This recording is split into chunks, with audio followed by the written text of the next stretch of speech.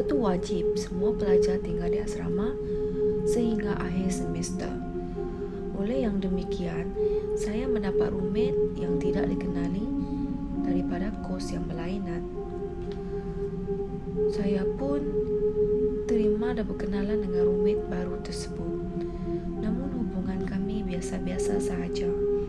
Memandangkan kami tidak mengenali, saya namakannya Nana. Nana seorang yang sangat ramah dan baik, tetapi dia selalu keluar berjumpa dengan kawan-kawan sekelasnya di bilik yang lain. Kadang-kadang meninggalkan saya bersendirian di bilik hingga larut malam ataupun sehingga subuh.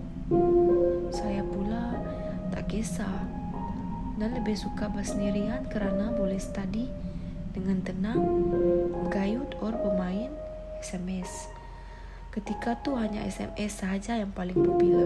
Pada suatu malam, saya baring-baring sambil bermain SMS dan bercadang untuk tidur. Jam menunjukkan pukul 12.30 malam. Saya pula macam terlalu mengantuk.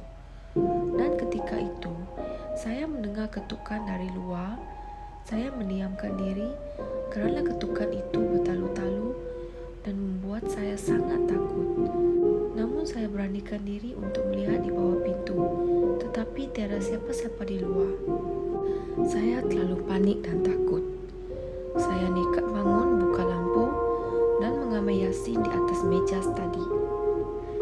Saya pegang Yasin dan peluk sambil berselubung, menggigil ketakutan sehingga lecun akibat berpeluk. Ketika itu, ketukan masih berlaku bertalu-talu sehingga setiap kali terlelap, ketukan makin bertalu-talu dan menyedarkan saya. Saya dapat rasakan benda tu tak mahu saya tidur. Saya sempat SMS kawan yang selalu berjaga untuk naik ke bilik saya. Namun tiada respon. Saya hanya membaca ayat kursi sebanyak mungkin. Itu pun kelam kabut. Namun ketukan tu masih ada sehinggalah ke subuh. Ketukan masih terjadi dan tiba-tiba pintu dibuka. Saya lihat kawan saya pulang. Dan ketika itu saya bertanya, ada sesiapa di luar tak? Dia kata tak ada. Sebab ketika ketukan tersebut, roommate saya sedang memasukkan kunci ke lubang kunci. So saya yakin benda tersebut memang hendak mengganggu saya.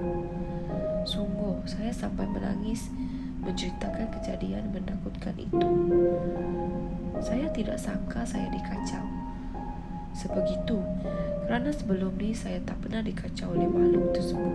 Saya juga menceritakan pada kawan saya yang saya SMS tu, bertanya kenapa tak reply mesej saya. Dia mengatakan malam tu dia mengantuk dan tidur awal.